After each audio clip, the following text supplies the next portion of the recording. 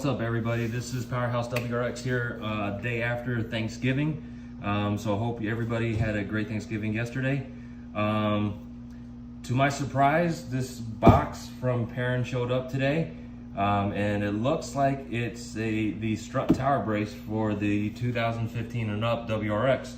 So here's the unboxing of it, and let's see how this thing actually looks, huh? Typical PERRIN with this packing. Oh, look at this, guys. Here we go. Look at this. Typical PERRIN powder red. Nice solid, let's see. Nice beautiful strut construction here. Nice solid powder red, just like normal PERRIN stuff. And you can see the PERRIN right here. Yeah, it's a great product. Love to see this on the car, which is about to happen here in the next couple minutes. What's up, everybody? So this is part two. We unboxed the strut tower brace the first time, and now for the fitment, right? So one note that I had to, and this is why it took me so long, is that if you can bring the camera over here, if you have an AOS, whether it's IEG or Cobb or whoever, the bar will not fit across the AOS where it's at originally, right? So what I had to do here was just move the AOS down a little bit, drill a new hole for the bolt, and secure it in with the bolt. Now, when I fit the bar up here, the bar will actually hold the AOS from bouncing up and down, so that's a good thing. But just to know, if you have one of these, you will have to make that adjustment, okay?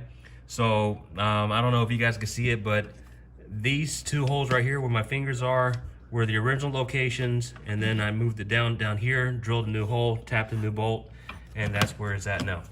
Okay, so for the install of the strut brace, the instructions say remove the 6 bolts on both sides. I don't see that really necessary, so I just removed the 2 here and the 2 on the other side to put in the bracket. Now notice the bracket is still loose. You kind of want that so that when you fit the bar in, you can adjust it and play with it as you need, right? So on the 15 and up WRXs, if you have the top mount intercooler, this bar does go behind the top mount, underneath this trim over here, and it lays in actually pretty easily. You can feed it into this side right here, lay it on both sides, and there you go, right? Then all you do from there, just replace the stock cap back on top on both sides, tighten it up, and you're done. This install, if you don't have the AOS, would probably take you maybe 10 minutes to do. If you have the AOS unit, I think it took me about an hour so far to relocate everything.